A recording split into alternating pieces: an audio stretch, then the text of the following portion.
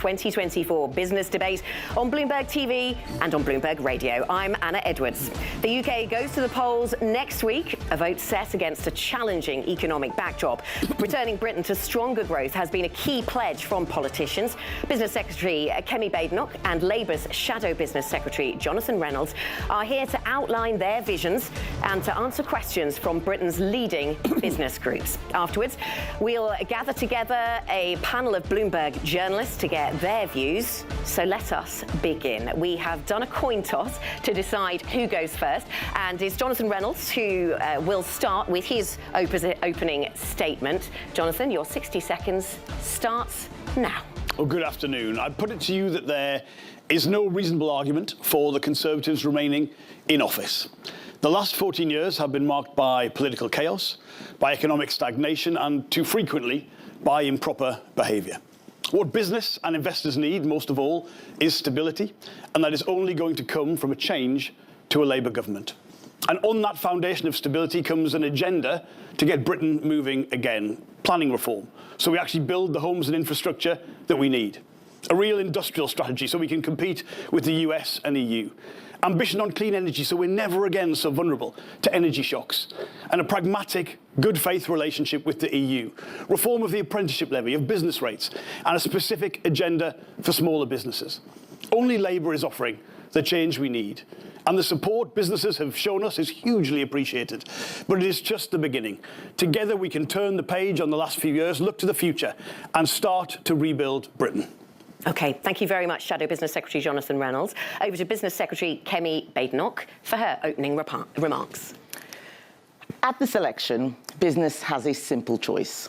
The Conservatives, who are the party of entrepreneurs and wealth creators, or Labour, the party of trade unions and a big regulatory state. The question you need to ask this afternoon is who is better for me? Who is better for my business? This has been the toughest decade for business globally. After the financial crisis, we managed the economy so that we had enough to get us through a global pandemic. We've been challenged by a war in Europe that has raised energy costs at the same time as we decided to deliver net zero, which I know is a cost to business, while delivering an exit from the European Union, which the people voted for. It has been a time of extreme global turbulence, but we have kept our economy stable, we've brought down inflation, and we are forecast to grow faster than France, Germany, Italy, and Japan over the next 4 years. Now is not the time for more uncertainty by handing the economy to Labour. So this afternoon, I want you to ask, who is best to help your business prosper in what should be a time of great prosperity? Thank you both very much. Thank you for those opening remarks. We've got a flavour there of the topics that our two guests would like to cover today and to talk about in front of this business audience. So let's get straight into it. And the first topic we're going to talk about is skills. I'll come to you first on this one, Kemi, because you went first, Jonathan, in the opening remarks. So, Business Secretary Kemi Badenoch, the top issue hurting businesses is a lack of skilled workers. That is according to Jonathan Geldart, the Director General of the Institute of Directors, and we're gathered here in front of the IOD and plenty of other business groups as well. So he wants to know how you would fix that problem, this lack of skilled workers. What will you do to fix that issue?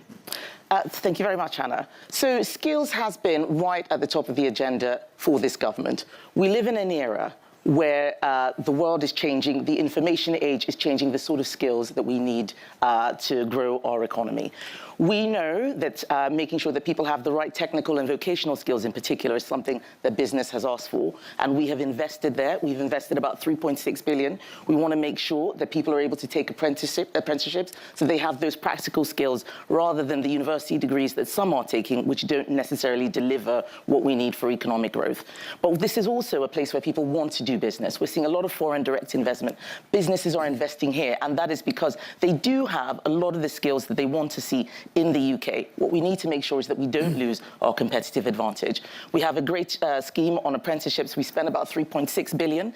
That is the amount that we've been putting in to make sure that we have skills. We're investing it in the areas that we know are going to deliver growth. And that's what you have with the Conservative agenda. I'm quite worried about the changes that Labour say that they want to make, because that will take apprenticeships away It's likely to reduce the cost. There's about £1 billion that would be unfunded. And my question would be to Jonathan is, where is that money going to come from with the reforms that you're proposing on the Let's go to Jonathan with that in mind then. And your answer to that question for the IOD, how are you going to fix a lack of skilled workers? Well, I agree with what Jonathan has put forward there. It is the labour market, which is I'd say the biggest issue that businesses raise with me out of a set of many concerns that they have. Our flagship policy is to do a reform of the apprenticeship levy to allow businesses to spend up to half of those levy funds on other forms of training. That's something we've worked very closely with several people in the room on as a policy. We also want to see further education colleges become specialised into technical excellence colleges. But I would also say on this that when you think about some of the strengths we would all identify in the UK economy, particularly around tech and innovation, that also comes from that higher education base as well. I think you can be proud of both. I often worry about the denigration of higher education by this Conservative government. We should be a country that can recognise the contribution both sectors brings, but I think the changes to the levy we put forward specifically on apprenticeships, because, look, it was an interesting policy that the Conservative government came out with, but you can't deny the fact that the number of apprenticeships has declined since the levy came in, and therefore keeping the hypothecation with a little bit of flexibility for businesses, I think is the right way forward. Well, I disagree with that. Many of those apprenticeships and the funding are going towards small and medium-sized businesses.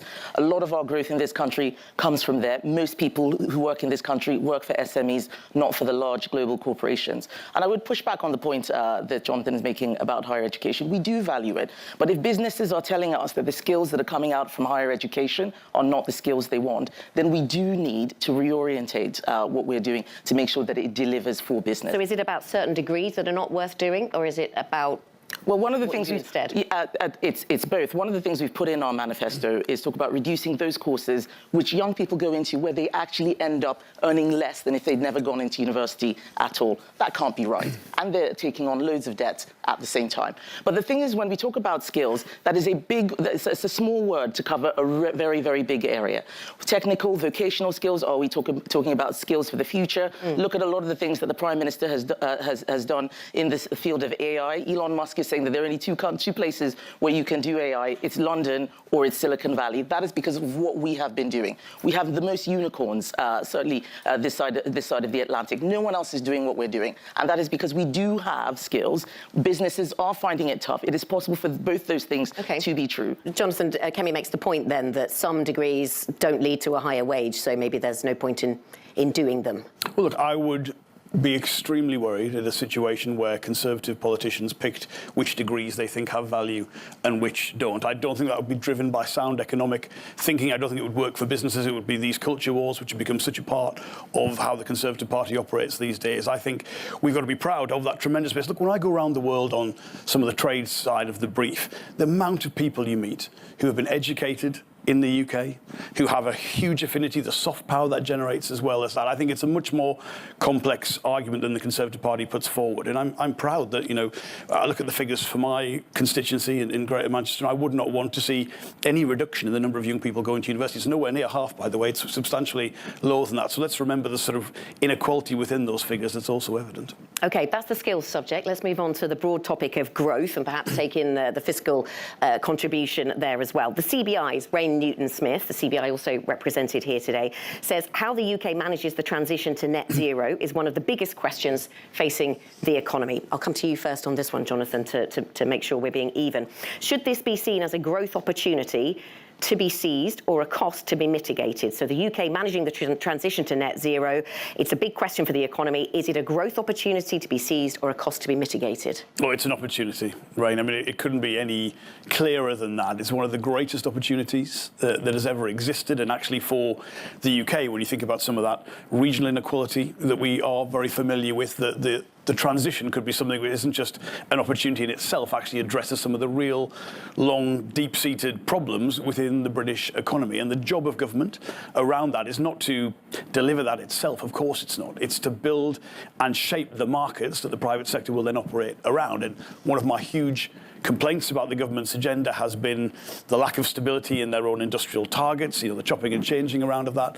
I think that speech the Prime Minister gave was dishonest in the sense it represented the costs today rather than the markets we're trying to build around the cost of transition. And again, if we want people to see the UK as the destination of choice to lead on some of these technologies, they're going to have certainty in the government's plans, and that doesn't exist at the minute. A big part of our wider industrial strategy is giving people the certainty that is required around that. So it is an opportunity, and let's make the most of it. OK, Kemi Badenoch, net to zero transition, a growth opportunity to be seized or a cost to be mitigated? It is both.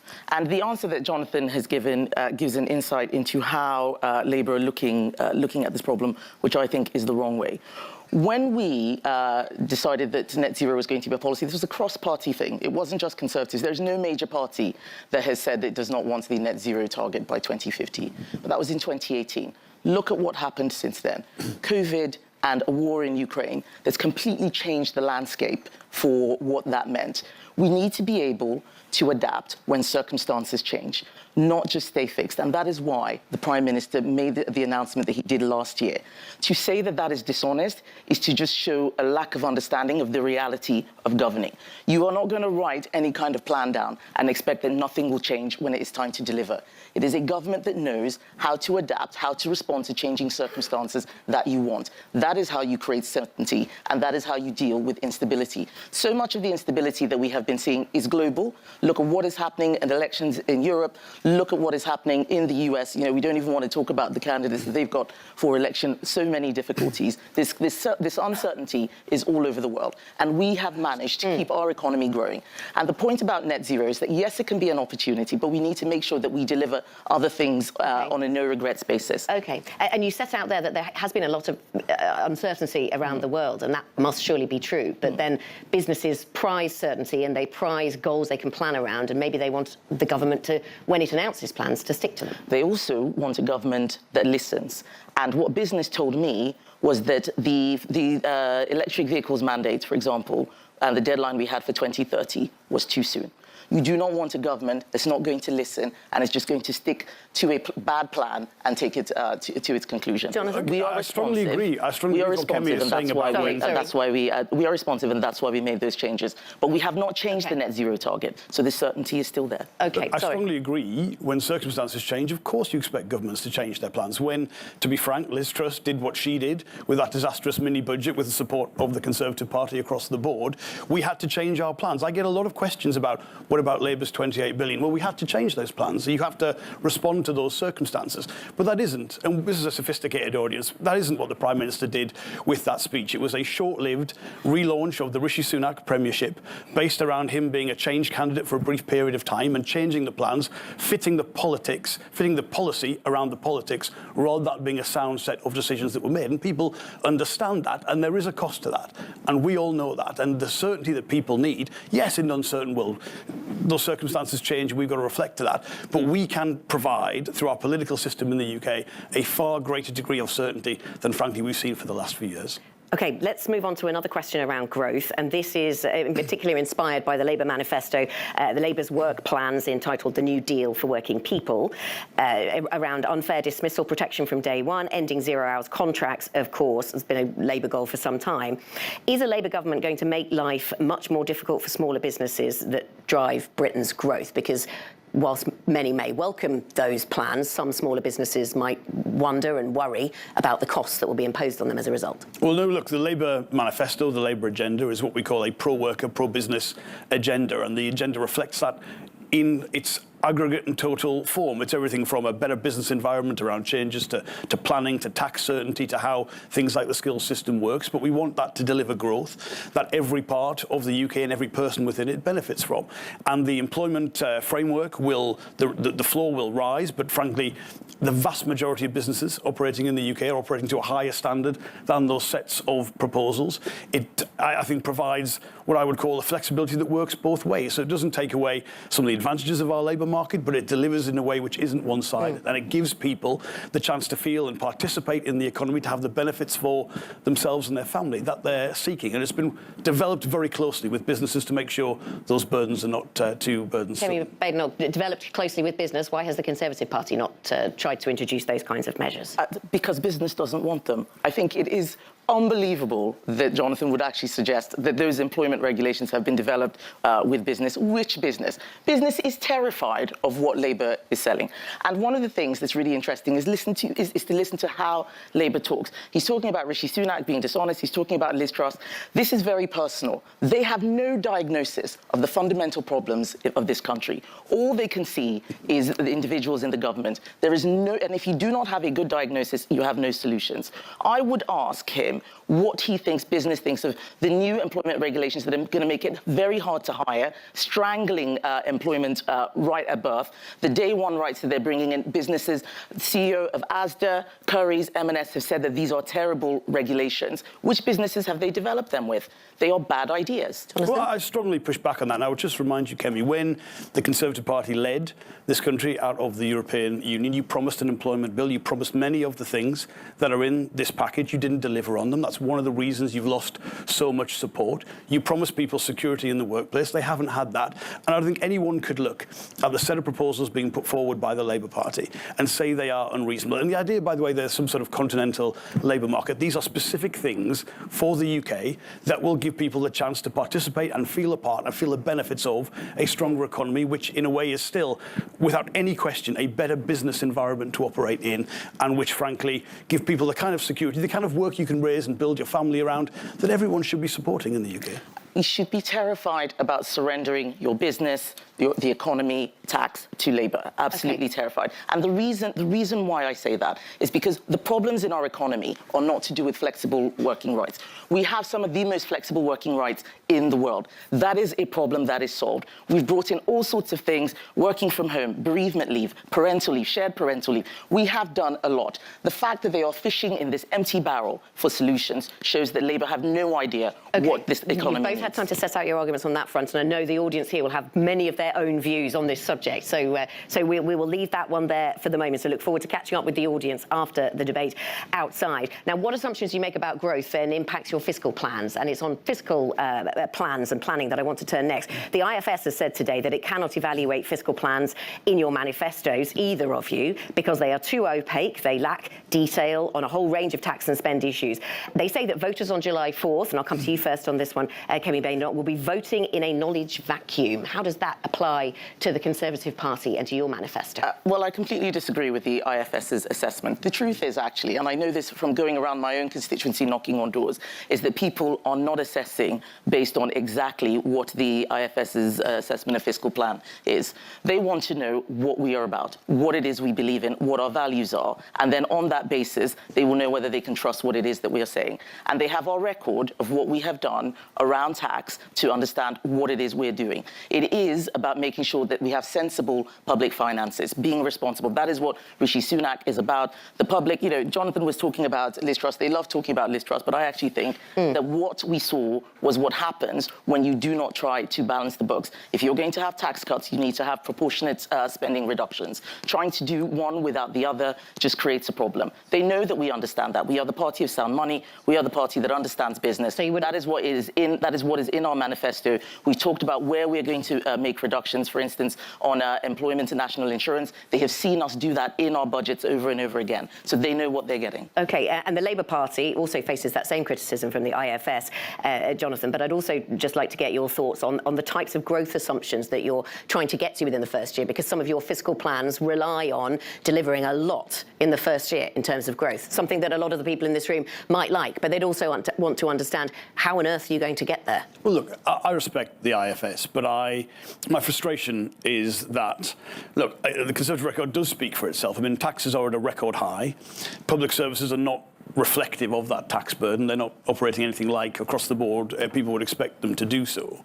But the answer has got to be breaking out of this low growth, high tax, poor services doom loop. And that is what the Labour manifesto is about. And when you're on the media and people say, well, you know, it's got to be tax rises or spending cuts, the kind of growth that would be the answer to that is not some kind of fanciful, you know, ambitious, beyond compare aspiration. We're talking about if the economy had grown anything like it did under the last Labour government, there'd be billions of pounds more being spent on public services today. If it was anything like the historical average since the end of the Second World War, it would do that. And that is all. And the idea that shouldn't be the ambition. Okay, and a lot of this is going to come from, well, some of this is going to come from construction, I understand, and with the planning regime changes. Just briefly then, as we bring this part to a close, that could involve a lot of fights. Are you ready to take on some of those interest groups that might not like the planning changes that you That's why we're asking for a mandate for change. All of this kind of expectation management from the Conservative Party, which I think is pretty cynical. I always say to people, look, if you want change, you want this delivered, you've got to give a party, a government, a mandate for it. And I do think when it comes to getting Britain building the homes, building the infrastructure, which is essential, it is only a Labour government that could do that because of the coalition of people who would be supporting that. Can I come back on Just that point? briefly, yes. We had a big planning restriction that we could have removed. It was one of the legacy EU laws on neutrality. We put that in legislation and we lost it in the Lords, where we don't have a majority because Labour voted against it. You can't believe what Labour says. They have all these pie-in-the-sky ideas, but how you do it, they cannot explain. We've been very clear about how we will do this, and it's about lifting the burden of regulation. We had a smarter regulation plan. We like business, they don't like business. I'm not saying the tax burden isn't higher than it should be at the moment. It will be higher with them. Whatever we do, we know that they will do it much worse than that. I've got to say to Kemi, one of the really big issues around the UK at the minute is the amount of sewage in the waterways. People feel very, very strongly about this, quite rightly. The idea we're going to solve a problem like this by doing what Kemi says, deregulation, will just remove the standards that people expect. But that's people not aren't what going we're to doing go along with that. There is a solution to the neutrality problem. We're very confident we can do that. But this requires, more than anything else, political will. And I would say, look at any local government question session in the House of Commons. It is Conservative MP after Conservative MP saying, will the Secretary of State agree with me? No houses, no infrastructure. OK, I don't think we'll find any agreement on that topic. But Anna, it's very interesting what he has said. It is all about big state, big regulation, Kemi Badenoch, not about letting business create growth. We'll want to talk about. Let's turn to trade. The Office for Budget Responsibility says that Brexit, and I'll come to you first on this one, that Brexit has reduced imports and exports. Siobhan Haviland from the British Chambers of Commerce, also represented here, says, what is your top proposal to cut costs for businesses exporting to the EU? So one of the things that we have seen is a conflation between what's happened because of leaving the European Union and what's happened because of the supply chain disruption post-COVID. It's been very difficult to disentangle. Exports in this country have grown. That is a fact. Okay, but however, my colleagues in Bloomberg News tell me that trade intensity has declined versus other countries. So that excludes the pandemic impact. Yes, but trade intensity as a metric is not what you need to look at. Trade intensity can depend on what the buyer, what the other country is doing. It depends on who you're trading with. So we need to look at the volumes, what is going out. We are an 80% services economy. Services exports have been going gangbusters. We are the second largest services exporter in the world. We are now the fourth largest exporter in the world. Those are facts. So but the question that Siobhan is asking, yes, we will continue to do things to reduce friction. One of the benefits of having an independent trade policy is that you're able to make the specific decisions about what you want to do yourselves. It doesn't mean that these problems didn't exist. They were just decided in Brussels, so we had no idea what was how those decisions were made. Now we get to do them ourselves. So as an example of how we reduce trade restrictions, one of the things that we did with the TCA, the Trade and Continuity Agreement,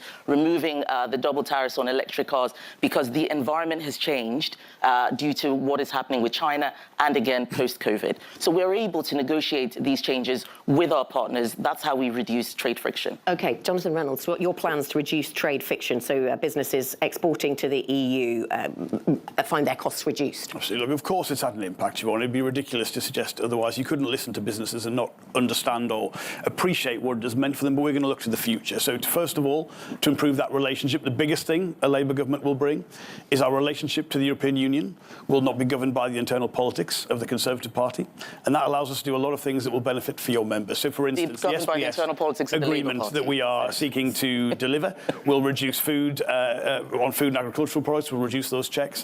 When it comes to the mutual recognition of professional qualifications, these are the practical things that will do it. And I know some people will say, relitigate the argument, refight it. Look, I don't think talking about customs unions or single markets would get us the kind of stability the UK needs. I think the practical proposals Labour has put forward are deliverable. They're not easy, but they're deliverable, and they'll make a real difference to your members and improve that relationship. OK, so you've talked about some of the areas that Labour wants to make change to. The EU says it is open to negotiating, for example, a veterinary deal, which is something you've been pushing for, to ease border friction on fresh food, but that it must have a role for the European Court of Justice. Will you accept that as a condition? Well, look, it's a negotiation. negotiation. New Zealand has an agreement of this kind, right? Will you accept a role from the ECJ? We're not going to give away our negotiating hand entirely, but we believe when we've got... Look, the argument on food and agricultural products is this. Do you want lower standards than the European Union? If you don't want lower standards, surely we remove, pragmatically, some of those checks and balances to make sure we can have as close a relationship as is possible to remove some of those costs. There will still be costs because we're not going to talk about going back into a customs union, so we accept that. But where we can make it better, in any trading relationship, we should always be seeking to make it the smoothest, easiest relationship it can be. And where we've got those comparable standards, there's a basis for negotiation. I think the answer that Jonathan has given is astonishing. I really do. First of all, let's start with this veterinary agreement that they've got in their manifesto. We proposed this already. We proposed it a long time ago. The EU did not agree. This is what they think is the problem, that if you just have Labour people instead of Tory people, then the EU will like them and everything will be okay. This is not a serious diagnosis of the problem. Maybe they have a different red line around the ECJ? Well, this is the thing. What would they have to give up in order to get that? That is the question that they don't want to answer, saying it's part of their negotiating hand. The fact is, we tried it. They said no. Michel Barnier was in the papers yesterday talking about freedom of movement. This renegotiating is just going to be taking us back into the EU without saying so. I think it is absolutely... I don't think Kemi's been entirely truthful. I haven't a few seconds more. I haven't finished. It will be taking us back. We cannot allow any kind of oversight from the ECJ. That's not something that you should be keeping in your back pocket. That's something that you need to be honest about with the British public. Okay. I think you see the problem here, which is this is a conversation on one side, on the Conservative side, which is all about, to be frank, the next leadership election in the Conservative Party and the red lines within there. Yeah. For people who just want a pragmatic, better, good faith, reasonable relationship with the European Union or any other trading market, unencumbered by some of that politics, Labour's just a much more practical, pragmatic. But we have a good relationship with other EU countries. I know, as Trade Secretary, I talked to them. I was able to work with EU Trade Commissioner Dombrovskis to sort out the electric vehicles issue. So they are pretending that we have a bad relationship. We do not. They have no ideas. They're just going to restate what we tried, and they will. I think you might be. If I could just you might be overstating some of the views on the other side. If I could just pose another question here. I mean, Kemi Badenoch, you say you've got good relations there, good relations, no doubt, with counterparts when you were Trade Secretary around the world. But we never got that US or India trade deal that was much talked about. Yes, that is true. Because one of the fascinating things about trade is that you need two parties to agree. The US is not signing free trade agreements with anybody. We have a great relationship with the US. Our trade with them is bigger than it's ever been before. But if a country says, we're not doing FTAs right now, there's nothing we can do about that. What we did instead was negotiate state-by-state agreements, not quite full FTAs, but agreements that would deliver many of the benefits that you would see from an FTA, like the one in Florida, or like the one that we did with the Texas governor coming here.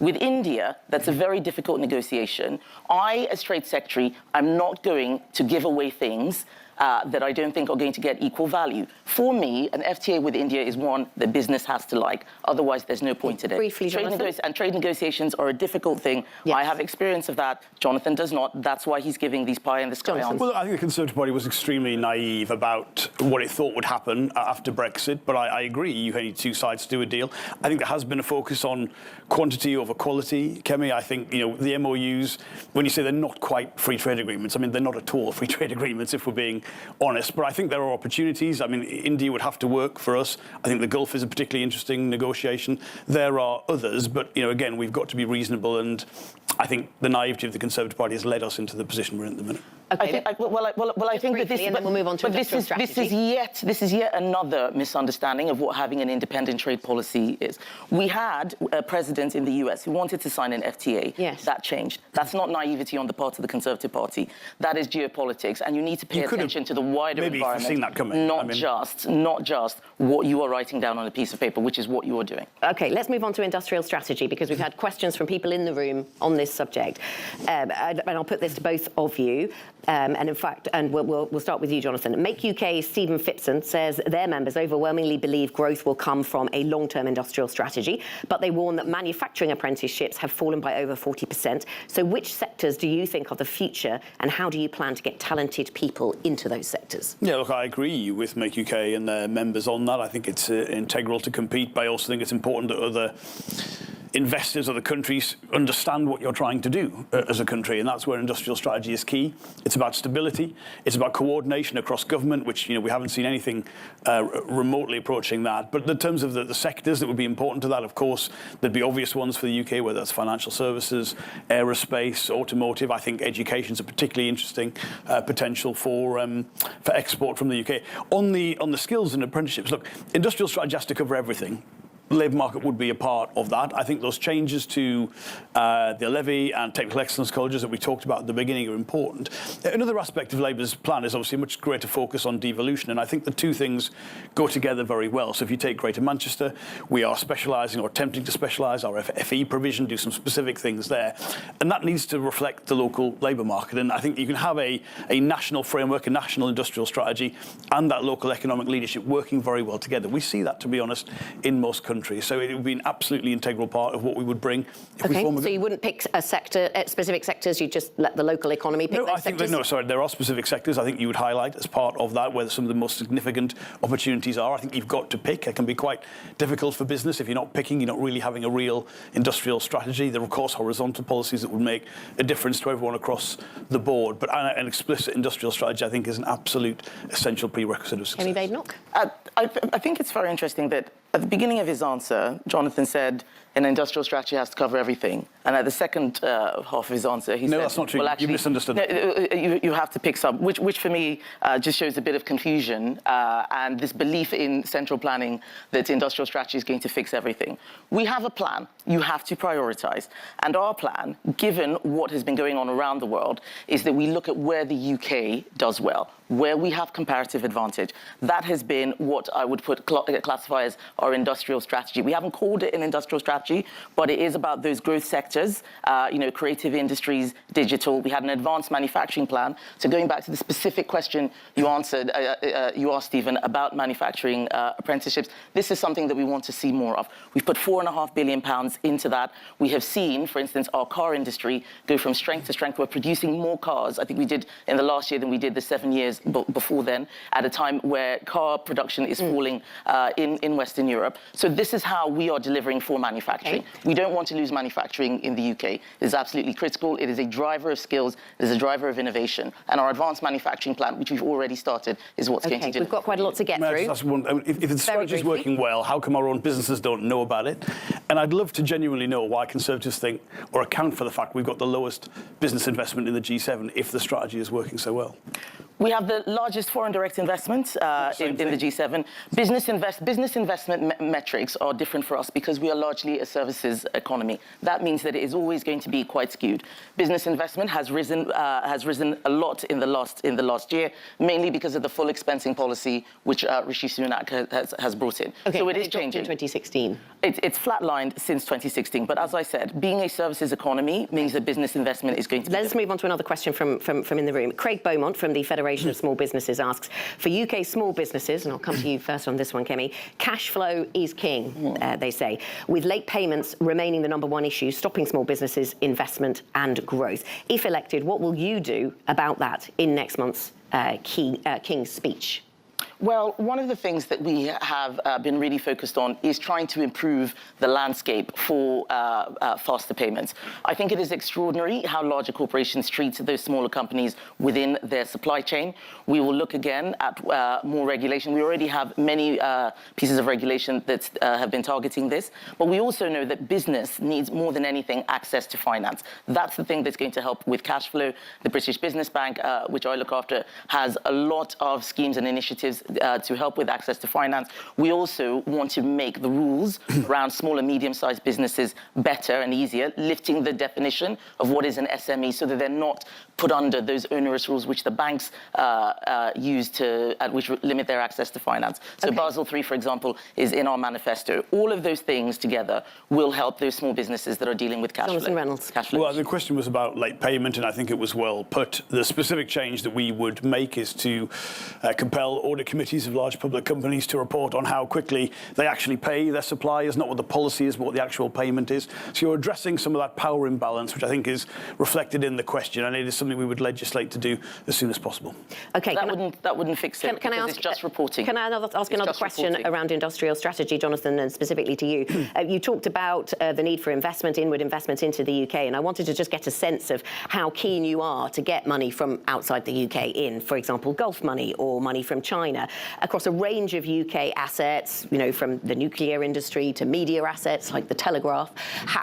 What is Labour's policy on money from the Middle East and from China? Absolutely. Well, those are two separate issues, but we are extremely keen on bringing in the inward investment that would make the difference. It's got to be part of the answer. I think the Gulf is an obvious place to look for that. I think with China, there's a slightly different set of factors to consider around national security and what that would mean, but we will be out there banging the drum for the UK, holding an investment summit within 100 days of forming a government and making the case. And to be honest, many of the things we've talked about today on stability, on industrial strategy, on skills, on how the labour market operates, they have come from the reasonable complaints that people bring to us and say we considered an investment in the UK but couldn't because either the Prime Minister changed in between considering it and actually executing the decision, or we just don't know what the UK is trying to be after 2016.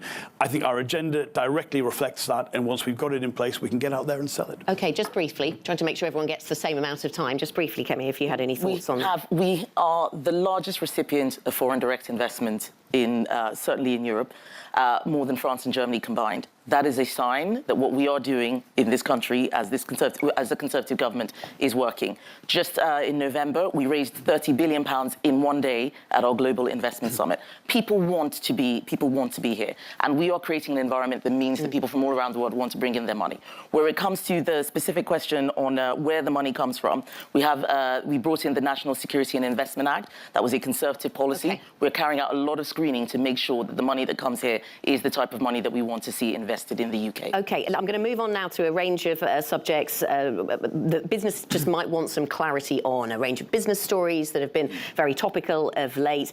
And if we try and get time for both of you to answer all of these, that would be great. And we've talked a bit about money coming in from China, and I want to go to the fashion giant Shein, which obviously Chinese origins, even though it's based in Singapore right now. It could be one of London's biggest ever listings. There have been plenty of allegations around ESG issues around the business, plenty for critics and rivals to talk about. I wonder, Jonathan Reynolds, if you are business secretary, firstly, have you been meeting with them? And secondly, what conditions would you place on any listing if Shein wants to list in the UK? As it seems, the news today would suggest that it does want to.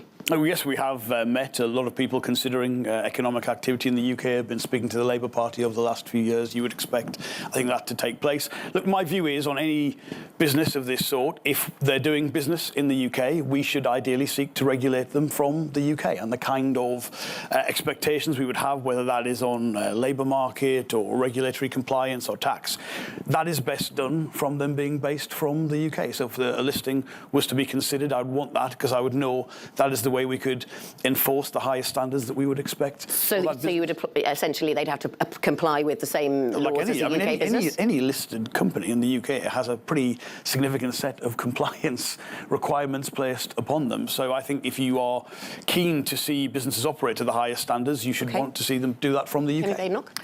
So I haven't met Shein, and the listing is exciting a lot of people. But I, as business secretary, look after both large and small businesses. And there are two concerns that I would have with this listing. Doesn't mean that we don't want them, but they would need to show us how they're addressing them. The first is the £135 threshold. This is a very, very interesting business model that Shein has. It's sending products direct to the customer, no warehousing, which means that they're right under the customs duty threshold. That could mean quite a lot lost in terms of taxes. Of course, they would still be getting VAT. That is something that we would want to look at. The other thing we would want to look at is forced labour and what they're doing in Xinjiang. So those are actually quite critical things with this specific listing. OK, and will you put criteria around the listing, saying they have to comply with certain rules? Well, the city is regulated, but we have regulators that do that. I'm talking specifically about this business and what we would want to see. We don't want a situation where the business secretary is intervening in every single listing. So we want a system that is well regulated. I think there's a lot more that we can do around the regulatory regime overall. Let me come to the next question then, which is around Thames Water. We had mention already of the standard of water in this country. country. Should Thames Water be nationalised? And we'll just briefly answer this one if we could. Kemi Badenoch. So with Thames Water, this is obviously a very, very difficult situation. I don't want to be talking about nationalisation while the business is going through these sorts of difficulties. These sorts of questions actually do move markets, and we need to be quite careful about that.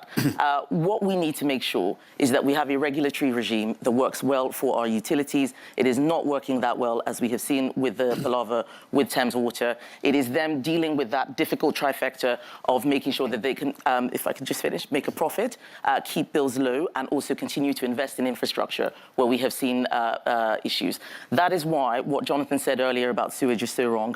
Everything he said was false. We are not pumping more sewage into the waters because of Conservatives. We just need to deal with an infrastructure issue. No one is measuring that more than us. I will get Jonathan Reynolds more time to answer, just to get both sides have the same amount of time. Jonathan Reynolds. Well, if people are unhappy about the state of water, I think that is what I said, and that is true. I'll be sensitive based on the obvious sensitivities of the issue, but I would just say on any issue, investment can involve losing as well as gaining money. I mean, people should not expect the state to bail out bad investments. I wouldn't want to see a nationalisation. I think there should be a solution that falls short of that. But again, I think it's a reasonable point to make that if we're attracting money and there's good returns to be had from that across a whole range of regulated utilities, if that gets into problems, it's not the job of the state to. Are you talking to anybody who you think could be a potential buyer then? Because the current shareholders call it uninvestable. Well, I'm not going to get into that, but I, again, would say I think we would all want a system that delivers the kind of water infrastructure people quite rightly expect and gives investors a fair return on the money that's required for those big capital requirements, but does so in a way which is fair to everyone. OK, thank you for the answers you've given so far. And just finally, we'll close out with a sort of bigger picture question. Many in this room will want to know, you're here today because you're speaking about business, but maybe you have ambitions to speak about other things, to speak about other remits as well. So I want to understand if either of you have leadership intentions. Kemi, you've been through this once before, but I'll go to Jonathan first because you have not stood for leadership of the party, and I wonder if that is something that inspires you. I am very much focused on being the Secretary of State for Business and Trade. And not interested in leading the party? I am very interested in being the Secretary of State for Business and Trade, and I would say when it comes to our leader, Keir Starmer, who's a friend as well as a colleague of mine, the job he has done in turning around Labour since 2019, that incredible, difficult election defeat we had, is quite exceptional.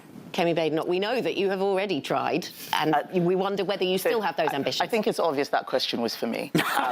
So let's not even pretend. Jonathan tried to answer too. I'm already the Secretary of Business and Trade, and it's actually been the job of a lifetime. I love it. There's no better job. It is a lot easier and a lot less pressured than being Prime Minister. The fact of the matter is, I stood and I lost. And what terrifies me now is not becoming leader. It is seeing Labour come in and us surrendering all of the work that we've done on the economy, on tax, on energy security to them, because they have no idea what is wrong and they have no idea how to fix things. There is a chance that some cabinet ministers lose their elections. There's always that chance. There is a chance, according to some of the very detailed MLP polling. You'd be up for the challenge if it fell to you? So this is one of the things that I have found most difficult doing this job, that people tend not to know what it is I'm doing because I'm always asked the leadership question. We're so interested in the personalities, in the gossip, and so on. And so we don't even know what work is taking place.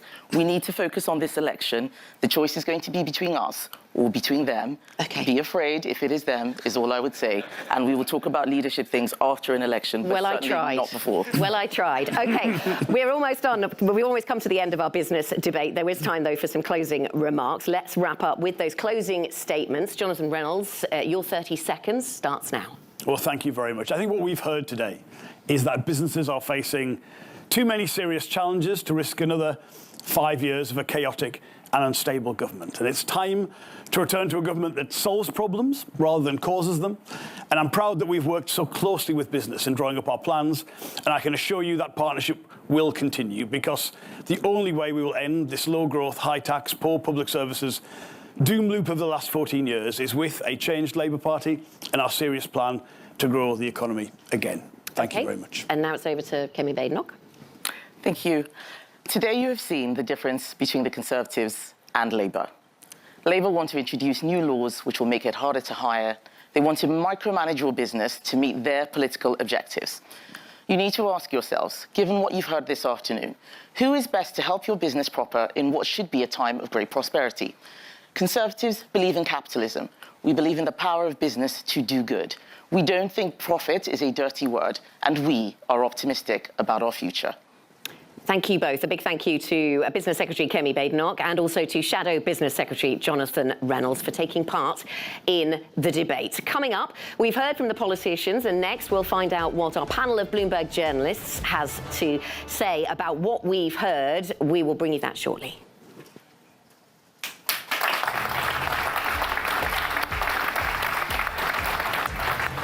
Thank you. Thank you. Thank you so much.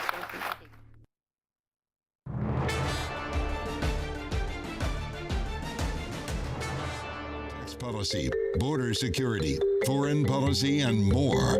Voters head to the polls to choose the next leader. Bloomberg has full coverage leading up to the election and will bring you the results after all the votes are tallied. Tune in for continuing coverage on Bloomberg Television. Context changes everything. The countdown is on. Everything you need to get the edge at the end of the market day.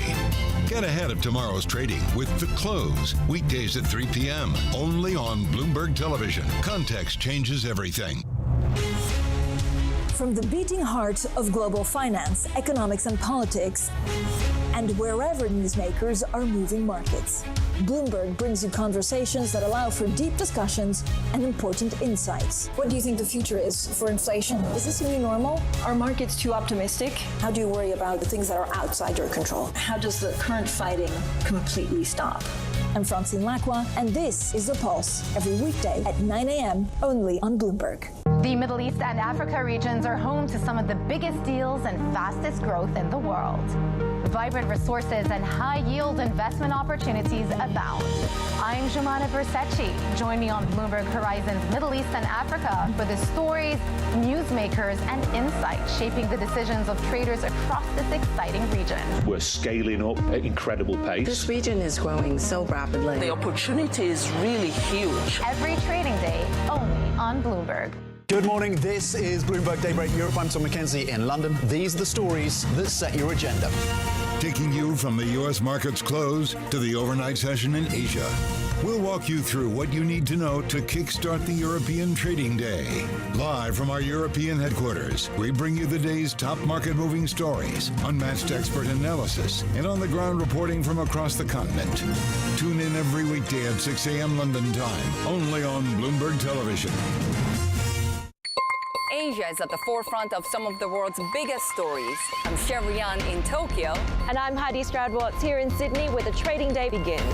We're here in the center of all the action to get you set up with the numbers, news, and knowledge you need for the day ahead. The demand is indeed recovering. We've been waiting for this moment. The opportunity of a century. Join us on Bloomberg The Asia Trade. Weekdays only on Bloomberg TV. Context changes everything. Bloomberg Surveillance covers the latest in global markets and the political events that influence your world. Join Jonathan Farrell, Lisa Abramowitz, and Anne-Marie Hordern only on Bloomberg. Context changes everything.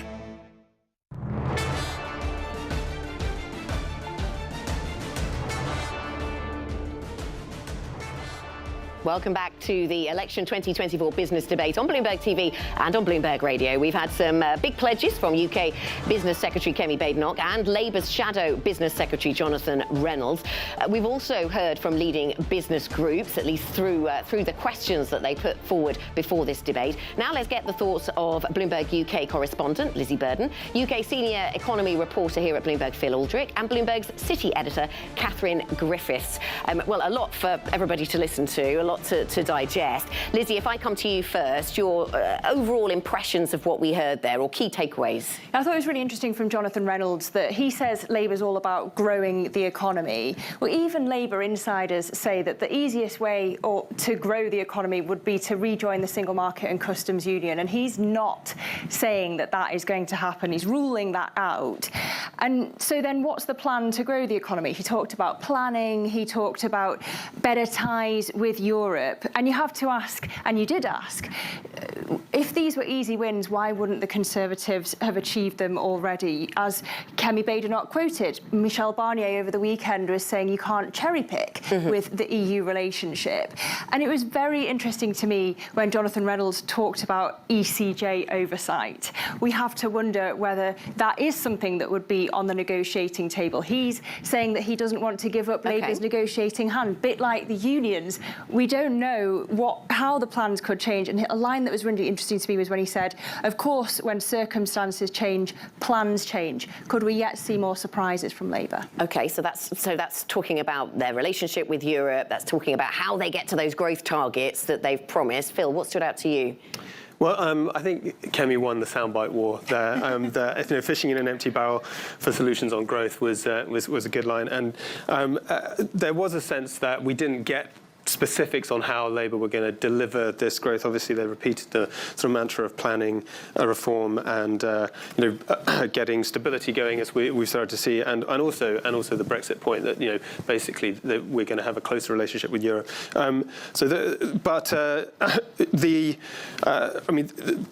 There was some interesting sort of differences of opinion over. I thought the Xi'an point was quite striking, because obviously we had Labour saying that they would accept a Xi'an flotation without too much issues that they would put on the company, whereas Kemi was obviously raising concerns about the Labour rights. We've had at least 3 different pronunciations as well of the business. So that's something we'll all have to master. Surely, Catherine, what stood out to you?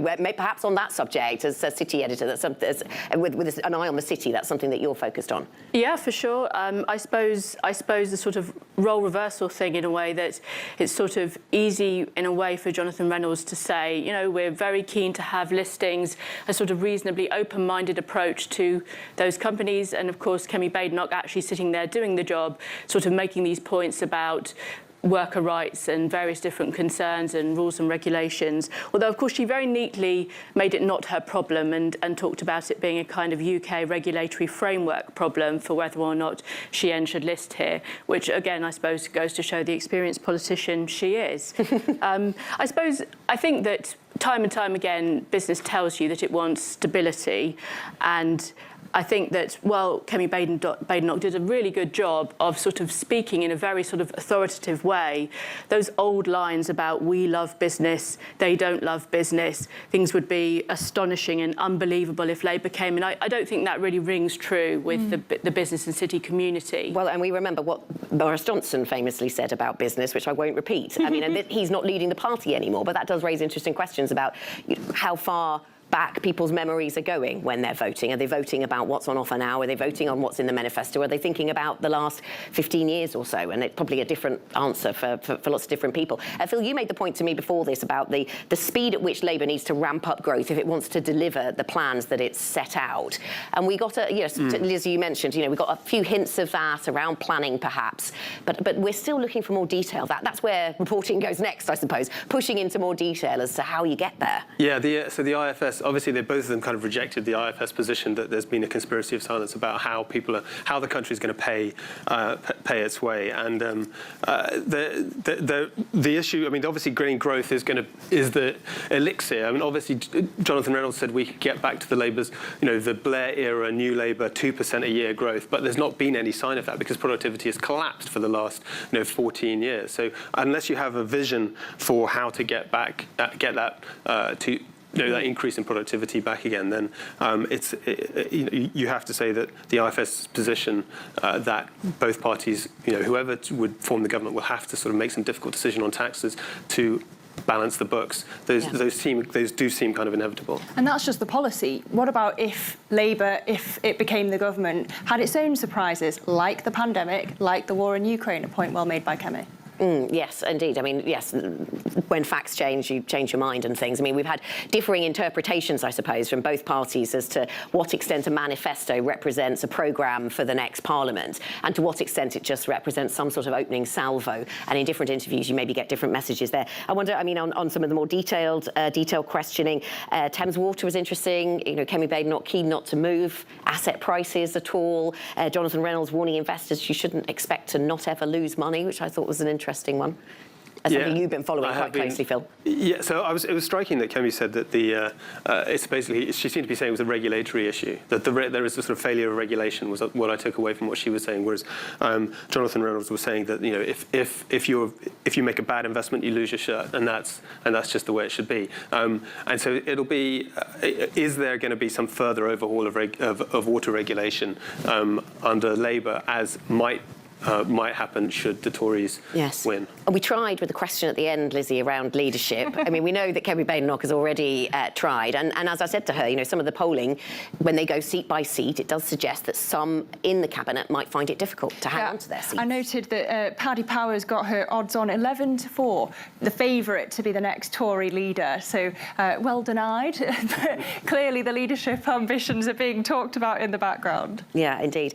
I wonder, I mean, there was a lot of mention about what business does and does not want, Catherine, when it came to both Kemi Badenoch and Jonathan Reynolds. Obviously, our questions were informed by the business groups who are in the room, and I very much look forward to catching up with them and finding out what they thought. Any final takeaways, anybody, from the sort of business perspective and what all of this means? Yeah, I think the Europe thing will be incredibly important for the business community. That potential sense that Labour might let the ECJ play a role in some sort of future UK-EU relationship, I think, will be really scrutinised.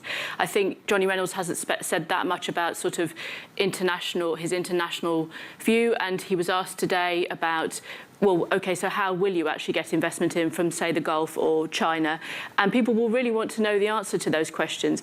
But the thing he said that I think may ring most true with the business community is he said that there's a lot of foreign investors, and actually this counts for all investors, that they haven't known since 2016 what the hell the plan is. OK. They want a clear view. OK, thank you all very, very much. Thank you to our Bloomberg panel, UK correspondent Lizzie Burden, UK senior economy reporter Phil Aldrich, and our city editor Catherine Griffiths. And that brings us to the end of the UK Election 24 business debate. Thank you very much for joining us here on Bloomberg TV and on Bloomberg Radio.